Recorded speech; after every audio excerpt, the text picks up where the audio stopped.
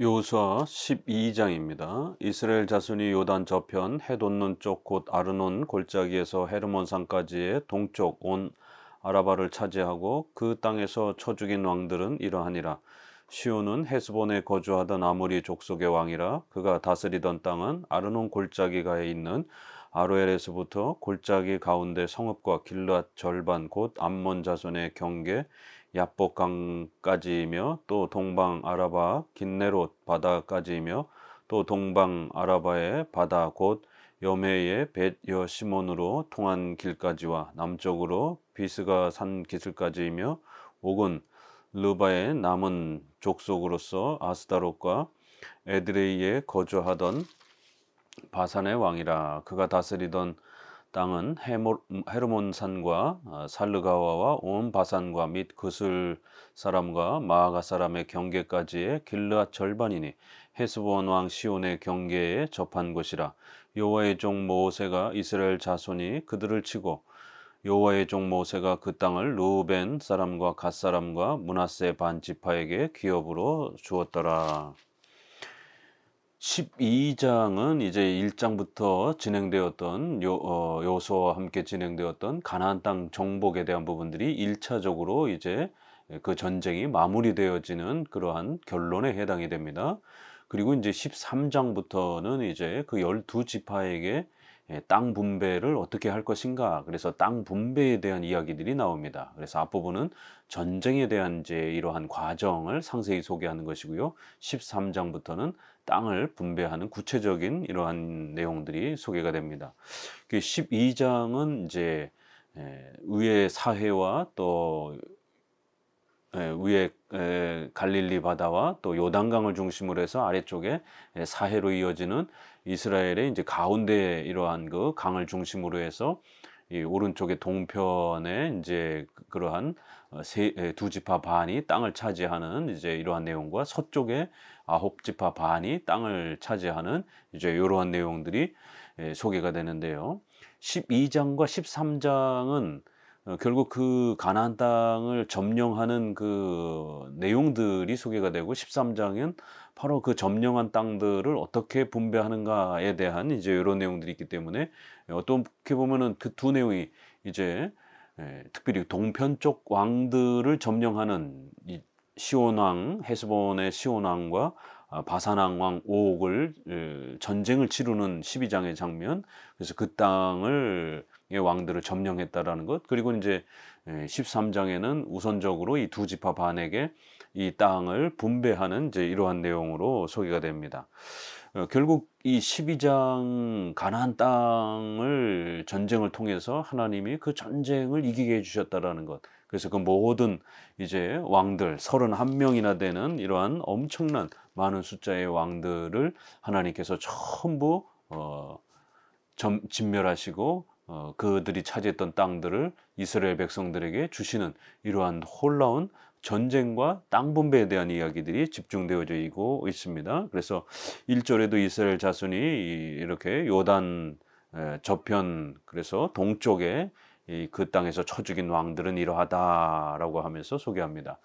결국 이 땅을 차지하는 하나님께서 가나안 땅을 주시겠다라고 했던 그 자손들에게 주시겠다라고 했던 바로 창세기 12장 1에서 3절 아브라함에게 약속했던 너가 복의 근원이 될 것이며 너의 자손들이 또 풍성하고 그 자손들이 가나안 땅을 차지할 것이다라고 약속하셨습니다. 또 짧게는 여호수아 1장 3절에서 4절 동서남북으로 하나님께서 약속하셨던 그 가나안 땅을 주시겠다라고 하는 바로 이 약속이 실제적으로 12장에 와서 그 31명의 왕들을 하나님이 어떻게 물리쳐셨는지.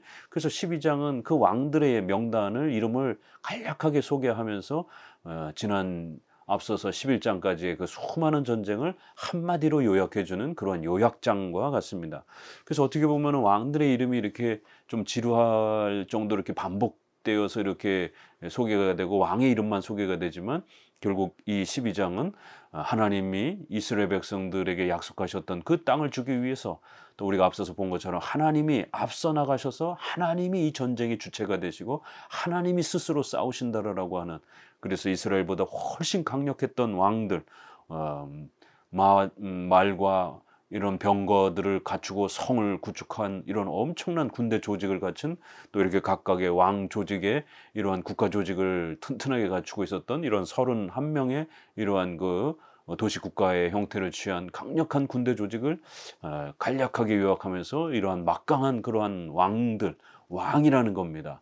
단순한 부족 국가가 아니라 왕정 체제의 이러한 국가의 군대와 조직과 행정을 가지고 있는 이런 엄청난 도시국가의 형태들을 하나님이 전부 다 깨뜨리시고 그 모두를 하나님이 진멸하시고, 하나님이 약속하신 대로 가나안 땅을 하나님께서 이스라엘에게 어떻게 주셨는지 이렇게 왕들 이름을 전부 다 다시 요약하면서 여호수아서의 전반부의 이 거대한 전쟁의 의미와 그 전쟁의 또 이러한 승리의 역사는 인간의 공로와 힘이 아니라 전능하신 하나님의 능력과 또 은혜로부터 주어진 것임을 다시 한번 강조하면서 땅과 자손에 대한 이것이 얼마나 소중한 것인지, 왜 하나님이 이토록 그 자손과 또 땅에 대한 이 약속을 성취하시려고 하는가.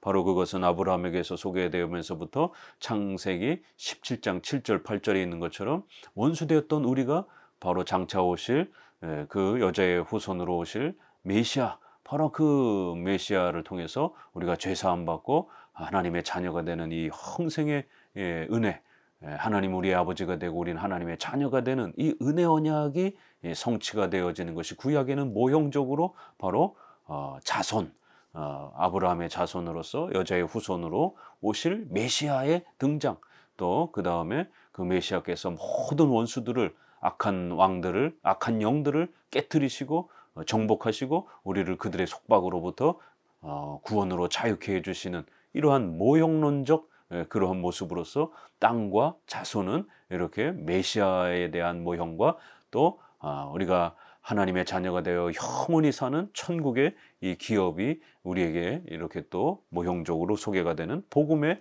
아주 중요한 또 이런 모형론적 그러한 성격으로서의 내용들인 것입니다.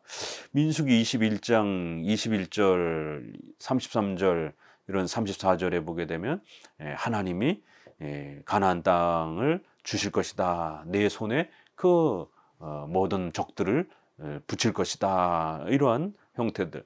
또 민수기 21장 그 22절에 보게 되면 이 시온 왕을 이제 정복할 때도 다짜고짜 정복한 것이 아니라 분명히 당신들의 땅을 통과만 하겠다, 당신들에게 전혀 해를 끼치지 않겠다라고 이렇게 협상을 하고 권고를 했지만, 시온 왕은 악한 마음으로 이스라엘 백성들을 공격하기 위하여 그렇게 덤벼든 겁니다.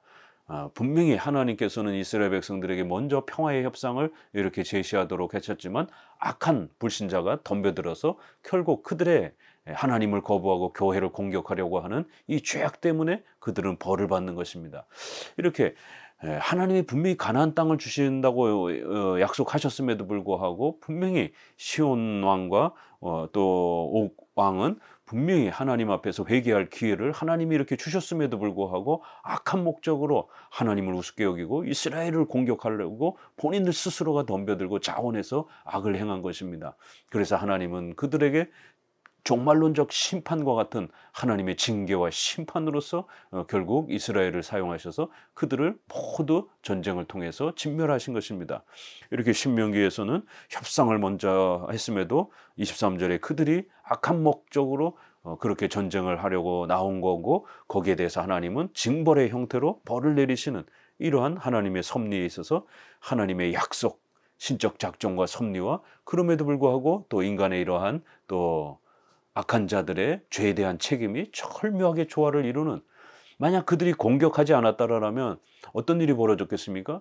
오히려 그들이 하나님을 두려워하고 경외했다라면 기생나합 또 기브온 족속 이런 형태처럼 좀 더 평화적인 방법으로, 또 예를 들자면은 시온 왕이라든가 옥 왕이 이렇게 자신들의 그런 왕권을 충분히 유지하고 또 그러면서도 이제 하나님을 두려워했기 때문에 이스라엘 백성들에게 자기들의 그 모든 권한과 이런 부분들을 넘겨주고 자기들은 얼마든지 이스라엘의 통치를 받는 그런 지방 영주처럼 이렇게 분명히 존재할 수 있는, 그렇게 하나님이 바산왕 이 옥과 이 헤스본 왕 시온에게 그들이 하나님을 두려워만 한다라면 그들의 이런 왕권과 통치권도 다 하나님이 주신 거기 때문에 또 이스라엘이 들어왔다 할지라도 그들의 일정한 생명의 풍요로움과 또 통치권들을 보존해 주면서도 그렇게 하나님은 얼마든지 가나안 땅을 이스라엘에게 주실 수도 있는 것입니다.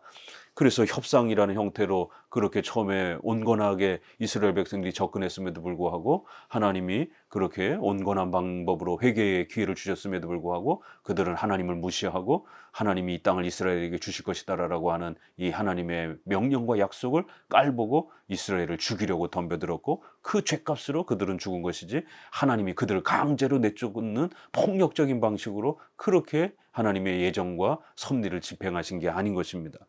이렇게 민수기에서도 이 두 왕이 어떻게 멸망했는지 하나님께서 가나안 땅을 이스라엘에게 주신다는 이 명령과 또 시온 왕과 옥의 왕이 어떻게 죄악을 범했는지에 대한 그 신비로운 섭리적 조화가 이렇게 나오는 겁니다.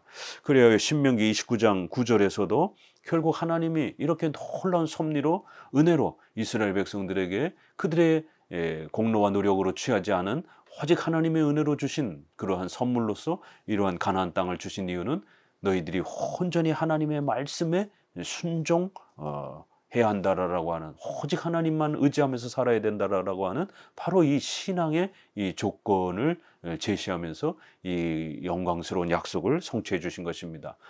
오직 은혜로 하나님의 말씀에만 순종하면서 살아가면 이 땅이 너희의 것이 될 것이다 라고 이렇게 하나님의 말씀에 순종하는 자로 우리를 키워내기 위하여 또 이러한 거대한 또 가나안 땅에 대한 또 이러한 전쟁의 승리를 또 주신 것입니다. 그래서 이제 그러한 민수기 신명기의 이러한 또 두 왕의 이러한 전쟁의 이야기들을 여호수아에서 다시 한번 이 두 왕이 어떻게 멸망했는지 하나님이 또 이 요단 동편 땅을 어떻게 하나님이 우리에게 승리로 주셨는지를 다시 한번 이렇게 소개하고 루벤과 갓과 므낫세 반지파, 므낫세는 반으로 나눠서 이렇게 동편 쪽에도 자리 잡고 또 서쪽에도 자리를 잡는 이렇게 두 지파 반, 아홉 지파 반이 자리를 잡습니다.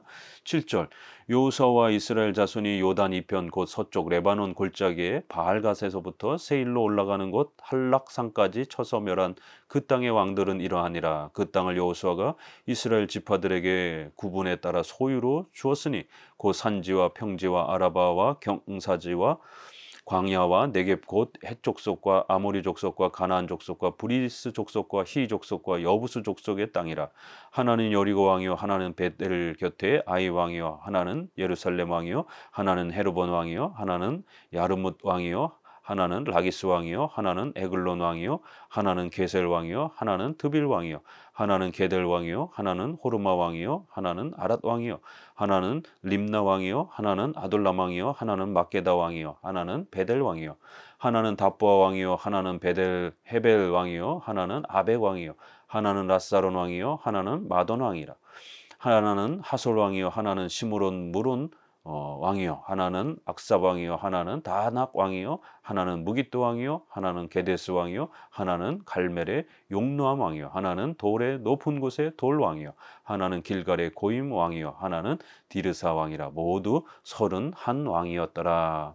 이렇게 해서 31명의 왕을 또 서쪽 편에 있는 또 왕까지 합쳐서 31명의 왕을 일일이 이름을 이렇게 언급합니다. 이거는 뭐 불필요해서 이렇게 반복하는 게 아닙니다. 성경이 이렇게 반복하는 데는 이유가 있는 겁니다. 하나님께서 가나안 땅 그 한 사람 한 사람 한 왕을 얼마나 강력한 그 힘을 갖추고 있는 그 왕들임에도 불구하고 그들을 철저하게 하나님의 전능하신 능력으로 파괴해 주셨는지 이스라엘은 힘과 군사력을 갖추지 못했음에도 불구하고 하나님이 택한 교회라는 것 그리고 하나님이 동행해 주시겠다라고 하는 이 은혜 언약의 이 약속으로 결국 이스라엘 백성들에게 이 가나안 땅의 전쟁이 그렇게 승리로 주어진 것이다라는 것을 왕들 하나하나를 언급하면서 이러한 부분들의 역사적 사실 또 그 한 왕 하나하나를 자세히 언급하면서 이러한 한나의 왕들과의 전쟁이 결코 우연히 주어진 것이 아니라 그런 어떤 자연재해라든가 우연히 주어진 것이 아니라 하나님이 전부 다 그들을 이스라엘에게 주시겠다라고 하신 약속대로 이 모든 약속이 성취된 것임을 분명히 이렇게 밝히고 있는 것입니다. 또 많은 왕들을 또 소개하면서 하나님의 전능하심이 얼마나 능력이 있는 것인지를 다시 한번 그렇게 소개하고 있는 것입니다. 특별히 이 땅을 해석할 때는 우리가 항상 조심하셔야 되는 게 자손에 대한 부분들이요. 이거를 영토주의, 이런 세대주의자들처럼 극단적 문자주의로 이렇게 가나안 땅을 문자 그대로 오늘날도 우리가 차지해야 되고 보존해야만이 마치 그것이 하나님의 약속을 우리가 붙잡는 것처럼 이렇게 극단적으로 민족주의, 이 이스라엘의 영토주의, 이 혈통주의, 이런 국가주의 형태로 이렇게 여호수아를 적용하면 큰일 나는 것입니다. 왜냐하면 예수님이 오실 때까지만 이런 구약의 땅과 자손에 대한 외적인 의식법은 구약에만 사용되어진 것이고, 예수님이 오셔서는 이 모든 것이 성취되었기 때문에 그런 것입니다. 특별히 우리가 히브리서 8장 5절은 이 구약을 읽을 때 끊임없이 기억하셔야 됩니다. 그들이 섬기는 것은 하늘에 있는 것의 모형과 그림자라. 모세가 장막을 지으려 할 때에 지시하심을 어둠과 같으니. 이렇게 모형과 그림자로서의 구약의 많은 의식법들이 사용되었고, 그 내용은 바로 예수 그리스도와 그리스도를 통해서 우리에게 주어지는 죄사함과 하나님의 자녀가 되는 바로 자손이란 예수 그리스도의 오심을 말하는 거고, 가나안 땅을 하나님께서 기업으로 주신다. 그래서 이렇게 기업이라는 단어를 이제 많이 사용합니다. 그럴 때 정복 전쟁이 아니라 이런 하나님이 약속한 것을 주시는 그러한 기업과 선물의 이러한 성격이라는 것, 그건 바로 복음의 내용인 것이죠. 우리가 죄인 되었던 자들이 의인이 되어 하나님의 자녀로 형생의 기업을 천국에서 얻게 되는 바로 하나님의 나라를 모형적으로 우리에게 소개하는 겁니다. 그래서 9장에도 이렇게 첫 언약에도 섬기는 예법과 세상에 속한 성소가 있더라 이러면서 구약의 이러한 첫 언약에서 그 많은 성전과 제사제도와 절기제도와 또 이런 많은 의식법들은 9장 10절에 가서는 이런 것은 먹고 마시는 것과 여러 가지 씻는 것과 함께 육체의 예법일 뿐이며 개혁할 때까지 맡겨둔 것이라. 육체의 예법, 우리의 신앙에 있어서 외적인 형식을 가르쳐주는 그러한 수단과 도구였다라는 겁니다. 개혁할 때까지, 예수님이 오셔서 그 모든 것을 성취하셔서 이제 중단될 때까지만 그렇게 사용된 것이고, 예수님이 오시고 난 다음에는 이러한 구약의 이러한 내용들이 형식적으로는 사용되지 않고 그 내용, 바로 예수 그리스도를 가르쳐 주려고 했던 것과 그리스도의 그 희생을 통해서 우리가 하나님의 자녀가 되는 바로 이 복음의 이 내용은 그대로 연속이 되는 것이죠. 바로 이 내적인 본질은 연속되지만 외적인 이런 가나안 땅, 또 계속해서 이스라엘 백성들은 아들을 낳아야 된다라고 하는 이 자손을 낳아야 되는 이런 책임감, 이러한 부분들은 더 이상 오늘 신자들에게 성립되는 게 아닙니다. 그럼 우리 신자들이 오늘날 이걸 그대로 적용하게 되면 그러면은 장자를 통해서 계속해서 아들을 낳아야 되는 이 책임을 짊어지고 있습니까? 그럼 만약 신자들 중에 딸을 낳은 사람들은 어떻게 할 겁니까? 그렇기 때문에 이러한 형태의 남자아이를 통해서 자손을 낳아야 된다라고 하는 12지파는 이 자손법에 대한 부분은 중단된 겁니다. 그리고 그 자손에게 가나안 땅 분배를 해주라는 것, 절대로 타국인이라든가 외지인들은 이 가나안 땅 분배에 참여할 수 없다라는 것, 오직 이 12지파만 그 자손들에게만 가나안 땅을 분배하라는 것. 결국 이 땅과 자손에 대한 이런 외적인 의식법은 바로 오직 예수 그리스도, 바로 그 예수 그리스도를 믿고 의지하는 자에게만 바로 하나님의 영원한 나라에 들어가는 이 기업을, 그래서 하나님의 나라의 그러한 백성으로서 이름이 기록된다라고 하는 그 12지파에만 속해야만이 땅 분배를 받을 수 있는 겁니다. 우리는 오직 여자의 후손으로 이 땅에 오신 메시아로 오신 예수 그리스도를 믿어야만이 그 하나님의 나라의 기업에 참여할 수 있고 그 이름이 거기에 기록될 수 있는 것입니다. 이렇게 영적으로 연결이 되는 것이지 육신적인 육체의 이러한 형태, 예법의 형태로 오늘 우리에게 문자적으로 적용되는 게 아닙니다. 그래서 자손에 대한 것과 땅에 대한 이러한 약속은 모형론적 성격으로서 구약의 대표적인 6개의 의식법이 있습니다. 이것만 잘 기억하시면 됩니다. 바로 성막, 성전에 대한 명령이 있습니다. 또 두 번째는 그 성전에서 3대 절기를 지켜야 된다라는 것. 유월절, 오순절, 초막절. 그다음에 5대 제사를 지켜야 된다라는 것. 번제, 소제, 화목제, 속죄제, 속건제. 바로 이 5대 제사를 드려야 된다라는 것. 그리고 그 이제 12지파를 혈통적으로 이 아브라함의 자손을 구별해야 된다라는 것. 12지파의 이름과 명단을 확보하라는 것. 그다음에 그들에게 땅을 분배하라는 것. 그리고 그들이 그 가나안 땅에서 어떻게 살아야 되는지에 대한 그 정결법, 더러운 것과 정한 것. 그래서 레위 11장에 있는 것처럼 비늘이 있고 뼈가 있는 것은 정한 음식이기 때문에 먹을 수 있지만 뼈가 없는, 비늘이 없는 문어, 오징어, 이러한 그 연체과의 이런 부분들은 더러운 것이다. 먹지 말라. 독수리와 매와 이러한 그 주로 육식을 잡아먹는 이러한 형태의 폭력적인 새들은 더러운 것이다. 시체를 뜯어먹는. 그러나 이렇게 그 외에 이러한 또 새들은 너희가 먹을 수 있다. 땅을 이렇게 기어다니는 것은 더러운 것이다. 그러나 이렇게 뛰어다니는 것은 이렇게 점프를 할 수 있는 이러한 곤충들은 너희가 먹을 수 있다. 이런 구별을 하면서 정결법, 부정한 것과 정한 것을 구별하면서 가나안 땅에서 살아야 된다라는 마지막 6번째는 정결법. 이 6개의 의식법이 구약에는 가장 중요한 외적인 육체의 예법으로서 모형과 그림자로 그렇게 사용이 되는 겁니다. 이거를 6개를 이해를 못하게 되면 구약을 읽을 수가 없습니다. 구약은 전부 다 이거 지키라는 얘기입니다. 그러나 신약에 와서는 이 모든 외적인 형식은 중단되는 겁니다. 웨스트민스터 신앙고백서 19장 율법의 항목 부분에서 율법의 이러한 기록 형식이 3가지로 나눠집니다. 의식법, 또 사회법, 형벌법이라고 하는 사회법, 그 다음에 도덕법. 의식법이란 제사의식과 관련된 이런 형식들, 그 다음에 형벌. 구약은 국가와 교회가 일치된 사회이기 때문에 종교적으로 범죄를 해도 국가적인 무서운 인신을, 육체를 고통을 가하는 그러한 형벌을 가하였습니다. 손을 자른다라든가 죽이라든가 이러한 그 종교적 범죄를 국가의 형벌로 처벌하는 이러한 강력한 법이 존재하던 시대였습니다. 바로 이러한 제사법과 관련된 의식법, 사회적인 이런 형벌법은 예수님 오실 때까지만 모형과 그림자로 사용되어졌고 이제 중단되었다, 폐지되었다라고 말합니다. 그렇지만 그 내용, 자손에 대한 것, 또 땅에 대한 이 천국을 얻을 것이라는 것, 메시아를 소망해야 된다라는 것, 이러한 신앙의 본질 내용을 가르치는 것은 영원히 또 동일한 겁니다. 그래서 그 내용의 본질은 우리가 구약을 통해서 잘 계승하되 외적인 그런 형식은 더 이상 계승되지 않는 걸로 잘 구별해서 이 의식법 또 사회적 형벌법을 지금 가나안 땅 같은 경우도 가나안 땅을 죽여라, 이 전쟁에 대한 명령.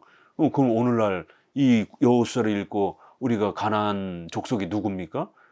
그렇게 가나안 족속을 우리가 함부로 죽일 수도 없는 거, 가나안 족속이 누군지도 모르는 거고, 또 가나안 족속이라고 판정됐다고 해서 그들을 우리가 이렇게 개인적으로 살인을 해도 되는 이런 명령이 아닌 것입니다. 그러면 큰일 나는 것이죠. 살인죄로 처벌받습니다. 그래서 이 구약의 이런 살인 명령, 전쟁 명령은 오늘 우리에게 예수 그리스도를 통해서 모든 부분이 외적인 것이 완성이 되었고, 결국 이것은 장차 오실 예수 그리스도, 그 다음에 하나님의 나라에 참여하는 복음의 이 소중한 기업을, 구원의 이 하나님의 자녀로서의 혜택을 우리가 얻는 것을 이야기하는 것입니다. 그래서 이러한 모형론적인 그 해석의 이러한 해석법을 또 잘 유념하면서 이 여호수아의 땅과 땅 분배에 대한 부분들을 읽어 가셔야 됩니다. 감사합니다.